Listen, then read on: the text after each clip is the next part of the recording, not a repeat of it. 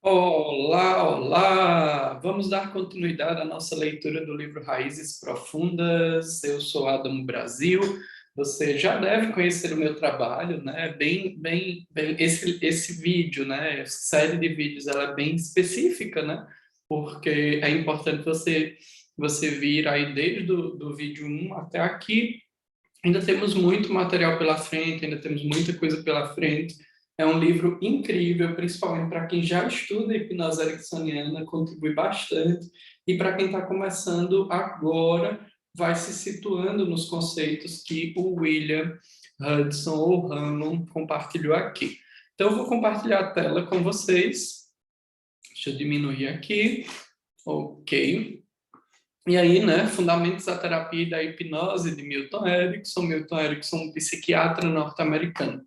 Nós já vimos os padrões genéricos, nós já vimos a introdução, né, o capítulo 1, já vimos os padrões genéricos, e aí a gente vai entrar no capítulo... Não, a gente já viu o capítulo 3, separação, e eu acredito que a gente vai trabalhar nesse vídeo o tema de vinculação. Não tenho certeza, mas vamos ver aqui, né? Eu deixei tudo marcadinho, então quando a gente chegar lá, a gente prossegue o trabalho.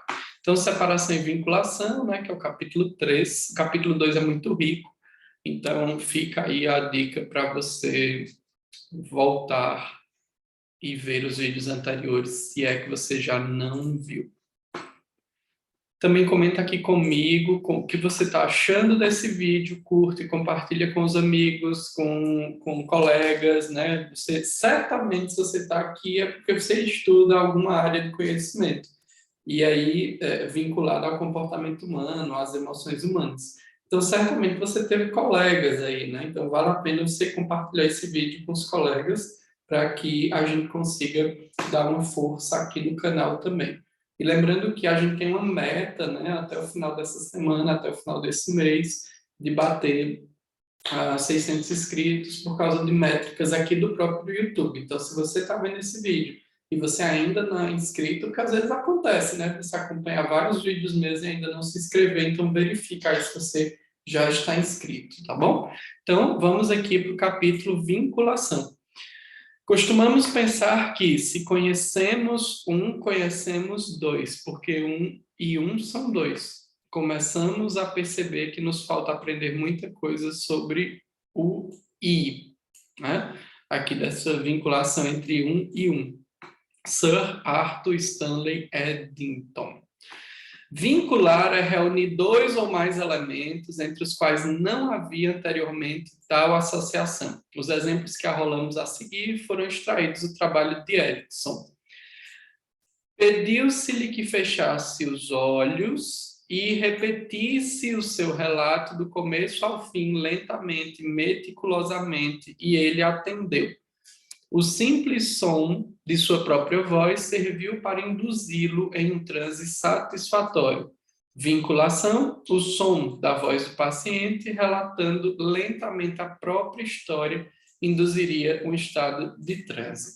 Então, vocês vão, aqui a gente já está vendo, né, no texto anterior, que o William fez muito isso, né? Saiu pegando alguns recortes de caso clínico, então fica meio perdido quando a gente olha só a intervenção, mas ao mesmo tempo ele referenciou aí para quem quiser entender o caso como um todo, tem a referência aí, basta ler esse caso já apresentado pelo Ernest Rossi em 1980. Então a vinculação é isso, né? Quando se vincula intencionalmente dois elementos, ou duas situações, ou dois objetos, enfim, duas coisas que aparentemente não têm relação, tipo o som da própria voz do paciente e o estado de transe. Seguindo, ao perceber que o terapeuta estava anotando tudo o que ele dizia, o paciente começou a falar mais compassadamente para se ajustar ao ritmo da escrita do terapeuta. Então, vinculação, o apontamento de Erickson associado ao ritmo da linguagem do paciente. É legal, né? Essas vinculações, assim, tá? Limite-se a olhar para este pesa-papéis. Olhando, manterá os olhos quietos, e isto manterá sua cabeça quieta, e isto manterá seus ouvidos quietos. Vinculações. Por olhar o pesa-papéis, o paciente manterá os olhos quietos e os olhos quietos manterão a cabeça e os ouvidos quietos. É curioso, né, inclusive, essa vinculação, porque como deixar os ouvidos quietos, né? Então, é uma informação que, inclusive, distrai a mente consciente e leva a mensagem para a mente inconsciente. Próximo exemplo. E eu disse, então, agora, claro, toda vez que eu contar até 20, vocês entrarão num transe hipnótico. Olhei-os intencionalmente e disse, eu tenho 4 rapazes e 4 moças, 8 no total. De fato, fica mais fácil por dúzia. Com isso, ambos entraram em transe. 8 mais 12 são 20. Vinculação. Contar até 20 induzirá um transe, né? Então, é interessante como Erickson vincula dessa forma simbólica também, né? Fizeram-se observações casuais sobre inspirar e expirar. Estas palavras foram distribuídas no tempo de maneira a se adequarem à efetiva respiração da mulher. Introduziram-se outras observações a respeito da facilidade com que ela conseguia levantar quase que automaticamente o cigarro à altura da boca e depois baixar a mão até o braço da cadeira. Fez-se também com que tais observações coincidissem com as efetivas atitudes correspondentes. Logo, as palavras inspire, expire, levante e baixe adquiriram um valor condicionante de que a mulher não tinha consciência em virtude do caráter aparentemente coloquial das sugestões. De maneira semelhante, foram dadas sugestões casuais em que as palavras dormir, sonolento e adormecido foram se ajustando à postura das pálpebras. Então, as vinculações, as palavras inspire e expire, associadas ao gesto de inspirar e expirar, o fechamento dos olhos associados à palavra dormir, sonolento e adormecido. Aqui é uma descrição do Rossi do que o Erickson fez. Então, aqui meio que ele já está dando a dica, né, das vinculações que foram feitas, né? Ele já está descrevendo. Então, se a pessoa está inspirando e o Erickson fala inspire, deixe que sua mente, e quando a pessoa está expirando, ele fala expire, ele vai preenchendo a fala dele com descrições do que o sujeito está fazendo e direcionamentos posteriores, né? Então, é como se a mente da pessoa, a mente inconsciente, fosse dizendo, ele está falando isso e eu estou de fato fazendo. Então, isso vai começando a se confundir para saber até onde o início da mensagem começou, né? Então, estou respirando e ele está me acompanhando. Em um determinado momento, você se confunde quem que está acompanhando quem, tá bom? Seguindo no texto, nesses e noutros experimentos hipnóticos, Milton Erickson aprendeu quão facilmente as pessoas respondem a essas vinculações artificialmente estabelecidas, que ele utilizava sem muito esforço para facilitar a indução do transe e a obtenção de objetivos terápicos. Examinamos em seguida vários tipos de vinculação. Então, vamos aqui para os tipos, né, que o William subdividiu em vários tipos, ó.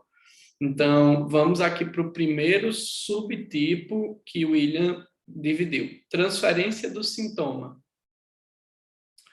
Para que nosso vídeo não fique muito longo, eu vou falar só até aqui, tá? Só até esse texto, transferência do sintoma. No próximo vídeo, a gente prossegue vendo as outras subdivisões.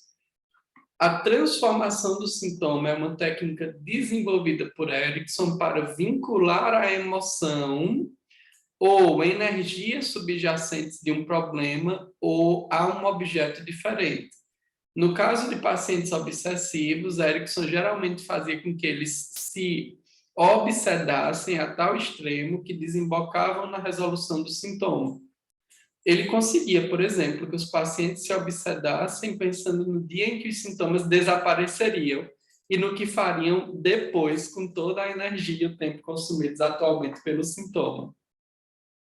Erickson relatou que frequente... Isso aqui, inclusive, pessoal, foi uma intervenção que eu fiz em mim mesmo recentemente, né?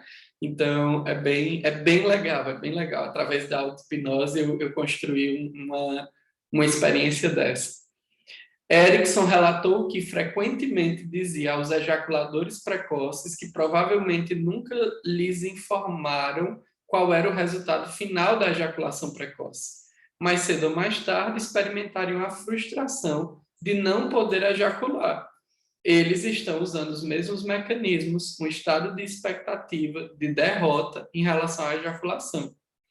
No outro caso, que envolvia um homem que sentia dor num membro fantasma, foi-lhe dito que tal dor poderia transformar-se em prazer no membro fantasma. Erickson e Ross, em 79. Inclusive, eu não sei se foi intencional, né, do Erickson, mas as áreas cerebrais em que são estimuladas quando nós sentimos prazer e dor ou prazer e punição são as mesmas áreas, né? Então, neurologicamente, nós